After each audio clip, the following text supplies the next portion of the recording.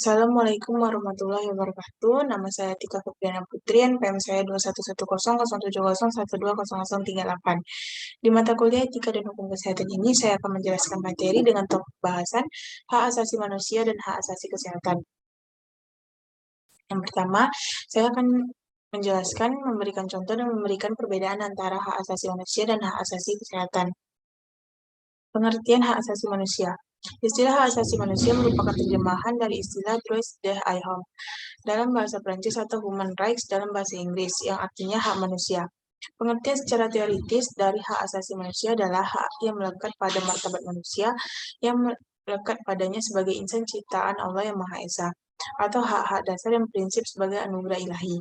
Berarti hak asasi manusia merupakan hak-hak yang memiliki manusia menurut kodratnya, yang tidak dapat dipisahkan dari hakikatnya, karena itu hak asasi manusia bersifat luhur dan suci. Menurut John Locke, hak asasi manusia adalah hak-hak yang diberikan langsung oleh Tuhan Yang Maha Esa Pencipta sebagai sesuatu yang bersifat kodrati. Menurut John Matterson dari Komisi Hak Asasi Manusia PBB, pengertian hak asasi manusia adalah human rights could be generally defined as those rights which are inherent in our nature and without which we cannot live as human being, atau hak asasi manusia adalah hak-hak yang melekat pada manusia, yang tanpa dengannya manusia mustahil dapat hidup sebagai manusia. Contoh hak asasi manusia. Yang pertama, hak kebebasan mengeluarkan atau menyatakan pendapat. Yang kedua, hak kebebasan untuk memilih, memeluk, menjalankan agama dan kepercayaan yang diyakini masing-masing. Yang ketiga, hak untuk memilih dan dipilih dalam suatu pemilihan. Yang keempat, hak mendapatkan perlakuan yang sama dalam hukum dan pemerintahan. Pengertian hak asasi kesehatan.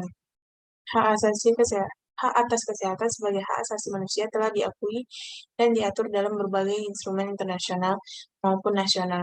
Kesehatan adalah keadaan sejahtera dari badan, jiwa, dan sosial yang memungkinkan setiap orang hidup produktif secara sosial dan ekonomi. Pasal 1.1 Undang-Undang Nomor 23 Tahun 1992 tentang Kesehatan. Karena itu, kesehatan merupakan dasar dari diakuinya derajat kemanusiaan. Tanpa kesehatan, seseorang menjadi tidak sederajat secara kondisional. Tanpa kesehatan, seseorang tidak akan mampu memperoleh hak-hak lainnya. Kesehatan menurut Undang-Undang Nomor 23 Tahun 1962 tentang kesehatan adalah keadaan sejahtera dari badan, jiwa, dan sosial yang memungkinkan setiap orang hidup produktif secara sosial dan ekonomis. Pengertian yang luas berpengaruh bagi pemahaman terhadap kesehatan sebagai hak asasi manusia. Dalam pasal 4 Undang-Undang itu ditegaskan bahwa setiap orang mempunyai hak yang sama dalam memperoleh derajat kesehatan yang optimal. Sedangkan pasal 28H Undang-Undang 1945 menegaskan bahwa setiap orang berhak memperoleh pelayanan kesehatan. Dalam pasal 5 Undang-Undang Nomor 23 Tahun 1992 tentang kesehatan, terdapat ketentuan yang menyatakan bahwa setiap orang berkewajiban untuk ikut serta dalam memelihara dan meningkatkan derajat kesehatan perseorangan, keluarga, dan lingkungannya.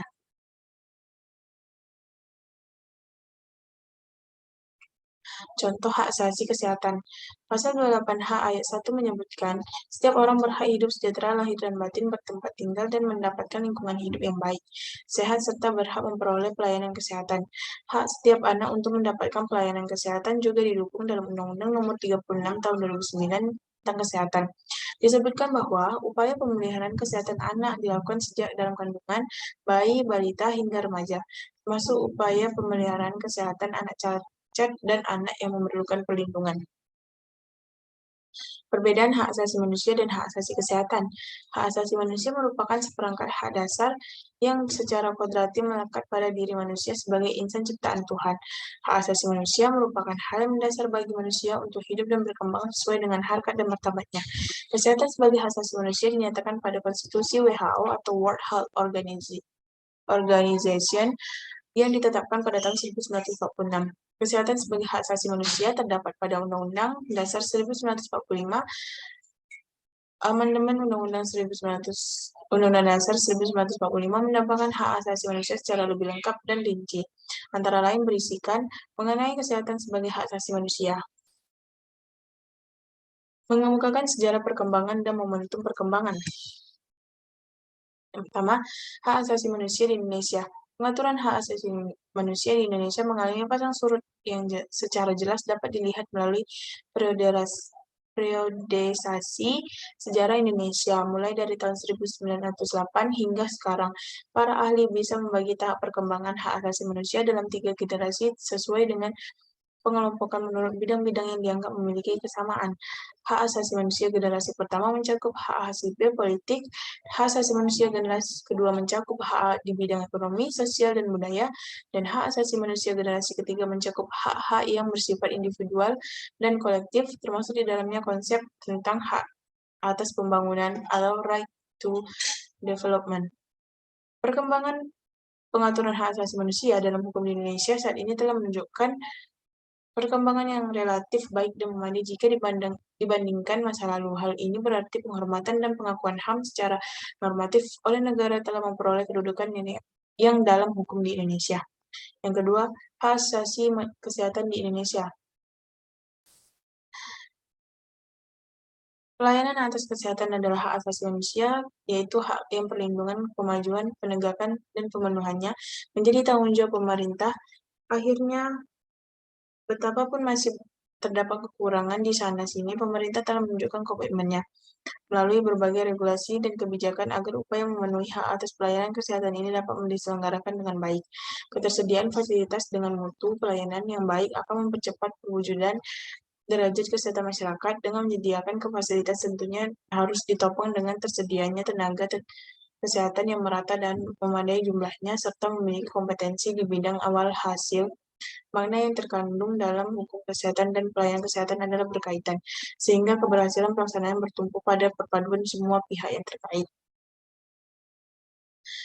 Mengungkapkan, menjelaskan, dan memberikan contoh implementasi atau penerapan hak asasi manusia Indonesia. Aturan terkait hak asasi manusia ada sejak diterbitkan Pancasila sebagai landasan dasar juga sebagai pedoman bagi masyarakat Indonesia. Meskipun secara tersirat, hubungan manusia dengan Tuhannya serta hubungan sesama manusia telah diatur dalam Pancasila Undang-Undang Nomor 39 Tahun 1999 yang membahas terkait HAM, aturan HAM yang selalu berpedoman kepada deklarasi yang diadakan Perserikatan Bangsa-Bangsa. Penegakan hak asasi manusia tentunya terjadi karena adanya pelanggaran hukum yang dilakukan oleh banyak orang. Hak asasi manusia di negara Indonesia sangat dijunjung tinggi karena merupakan salah satu ciri dari negara Indonesia sebagai negara hukum yang selalu menjaga harkat dan martabat dari rakyat Indonesia. Oleh karena itu, penegakan dan perlindungan hak asasi manusia di Indonesia sangat dijaga dan dijunjung tinggi.